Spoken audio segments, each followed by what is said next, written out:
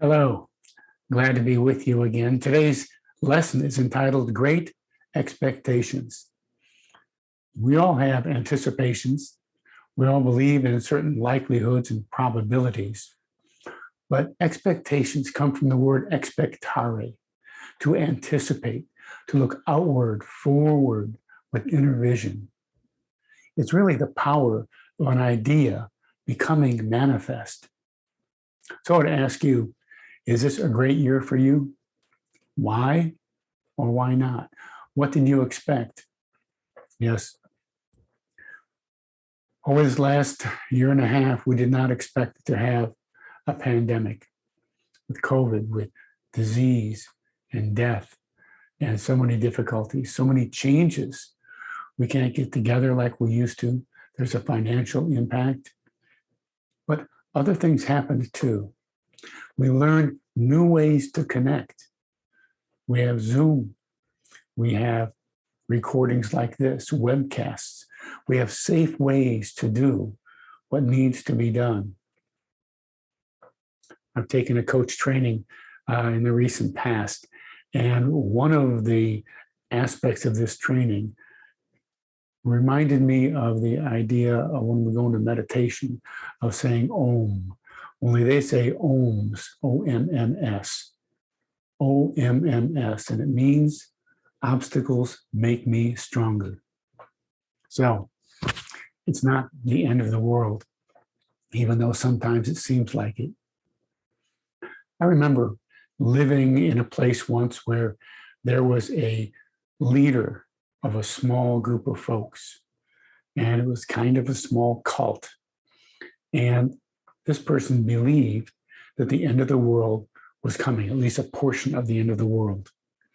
This is up in Jacksonville, Florida.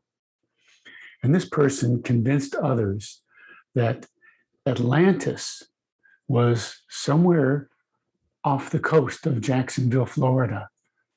And through tremendous upheaval in the weather and circumstances in the ocean, Atlantis was going to rise off of the coast of Jacksonville, and it was going to flood the whole eastern part of Jacksonville. People in the cult actually sold their houses on the eastern part of Jacksonville and moved to the western part. This is supposed to happen on a certain day in July. And I remember seeing people gather around or hearing about it. They gathered around and they were listening to the radio because this was supposed to start with a huge earthquake and flood in Japan. And it was supposed to happen at noon Eastern time. And so they gathered around and listened to the radio and nothing happened. And they thought, well, maybe it wasn't Eastern time. Maybe they had a mistake that they made. And they waited and waited and waited. Of course, nothing happened. They believed that the end of the world was going to happen, and it didn't happen. Now, this is an example of us being able to see the difference between blind faith and discerning faith. I would like to know that we do not have blind faith. We don't believe just because somebody says something that that's always absolutely true. We're able to discern, to have this inner knowing that there is something positive for us, some clarity, and knowing where we're going to go, how we're going to move forward. So we want to envision our highest good. We want to see that the best way we can, and then believe with discerning faith. We read in Hebrews, now faith is the assurance of things hoped for, the conviction of things not seen. So yes, the faith itself is invisible, but the results of faith combined with imagination and action on our parts make something real happen. We read in Mark chapter 9, all things are possible for one who believes. See, Jesus continued to teach us that there's a power in faith, that we can have great expectations and anticipations, but we are co-creating this with God. It's not just for some cult leader to try to tell us how the world is going to be. We need to use our own minds, our own faith, our own ability to help co-create with others and make positive things happen. See, there's a dream that is waiting to be expressed through us. It is God's expectation for you. What can you envision for yourself? What can you envision for this church, Unity of Columbus? What can you envision for positive possibilities?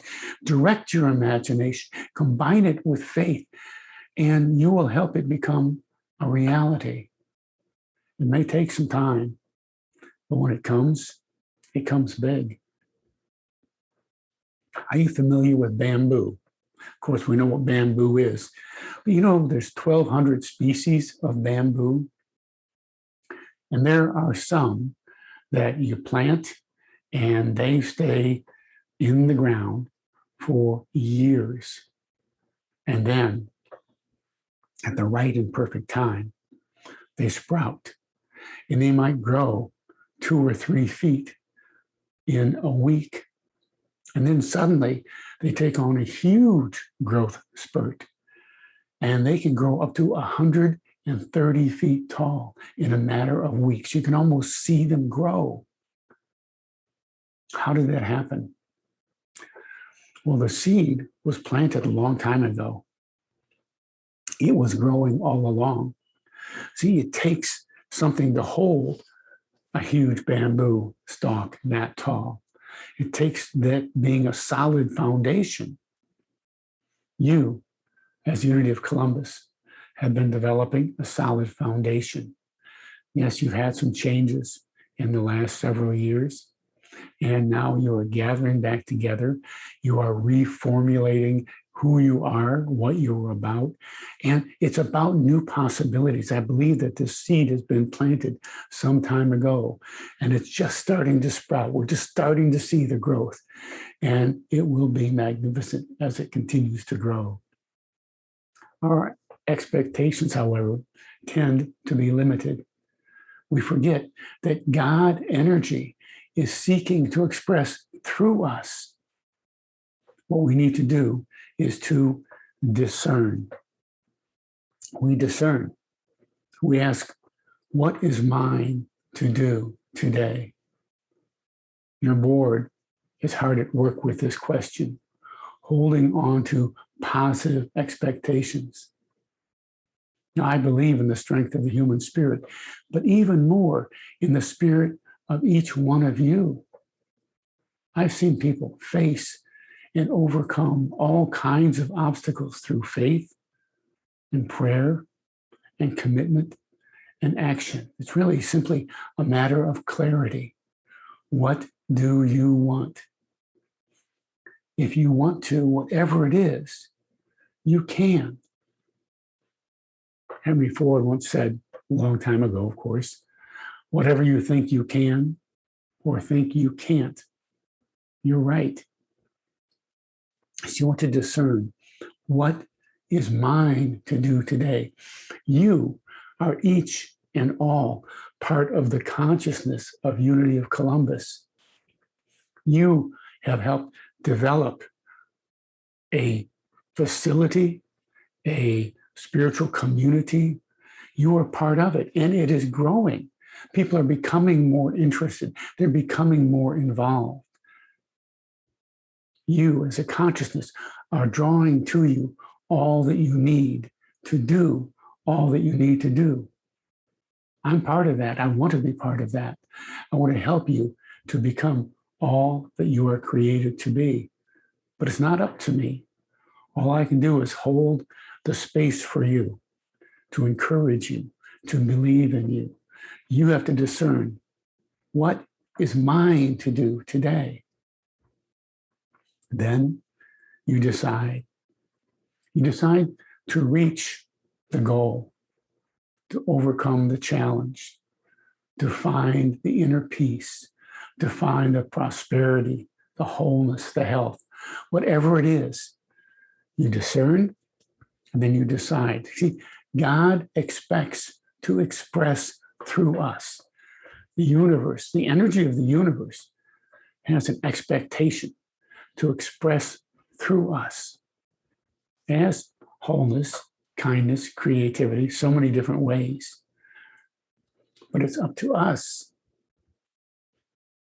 We're the ones. We have to have not only great expectations, but great expectations of ourselves, not just of everybody else. Anybody can have ideas. Oftentimes people have the ideas. They want to share the ideas so that somebody else can take the action. We're all part of it. As we work together, each one of us doing our part, we make positive things happen.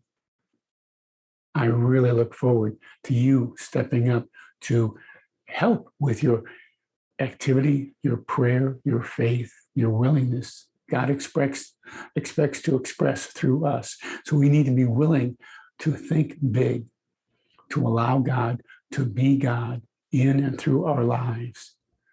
Jesus lived to remind us of the power of faith. As we believe, so it is for us. So first, we discern. We go within. We look at all the facts and figures. We take it within. We meditate. We pray. We discern. And then we take that which we've discerned and we make some decisions. What are the next steps? What are the next steps to help build or rebuild this spiritual community? Because as I help build the spiritual community, I'm helping building myself. I'm growing my soul. I'm making a difference, not just for others, but for me as well. So we discern and then we decide. And then it's a matter of doing it. To do it means we visualize the highest and best. We look outward and forward with inner vision. And know that God's expectation for you is not just to get by, no. It's to make your dream a reality. If you do your part, God will always do God's part. What is the highest and best for unity of Columbus? Let's take that into prayer for a moment and feel the energy as it grows. Think of the ways that this church has blessed so many people over the many years that it's been around. People who have taken the ideas, these spiritual principles, and put them into action to heal, to grow, to be able to move through immense obstacles and challenges, to be able to reach outstanding and fantastic goals simply by applying unchangeable, immutable, everlasting spiritual principles. They are there for each of us to use, and we cannot not use them. See, that's an important thing to remember. We cannot not use spiritual principles. We're always using them. It's just a matter of how we use them. Do we want to use them in the most positive way? Then let's eliminate the thoughts of doubt or despair or resentment or unforgiveness. Let's eliminate those thoughts that say we can't do it. If you believe you can or believe you can't, you're right. So let's believe we can build our own lives better, to be able to make positive changes for ourselves and others, and know that the spiritual community here is here for you, to be an expression of, to express to you, through you, as you. What are you being called to do? So discern, decide, and do it. Let the power of your ideas become manifest in this world. Let your dreams become reality. Imagine you're good. Believe it. Discern, decide, and do it for this church, for this world, for me, and for you. God has great expectations. God bless you.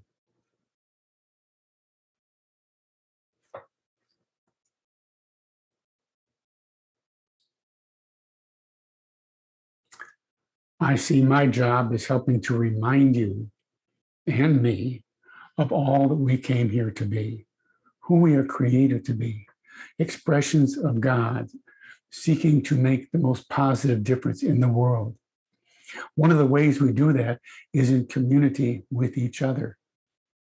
I'm going to be there physically with you in just a few weeks. On Friday, November 5th, I'm coming in doing a workshop on Saturday, the 6th of November, and I'll be there to do a Sunday lesson on November 7th and be there for your annual meeting. I want you to know that I believe that we can make great things happen together. But it takes each and every one of us just doing our part, whether it's in prayer, in physical helping out through our commitment, our volunteerism, our tithes, our actions, whatever they may be. And it takes all of us pulling together to remind each one of us that these principles indeed do work. Let us be in the most positive place of possibility thinking. Let us know that what God wants for us always is our highest and best. This is a chance for a new beginning. This is that bamboo tree that's already started to sprout. It's going to go fast and high as we continue to nurture and nourish it. That which is unity of Columbus, that which is the souls of you and me and all of us together, the consciousness of this spiritual community. I look forward to us growing together, and I do indeed have great expectations. God bless you.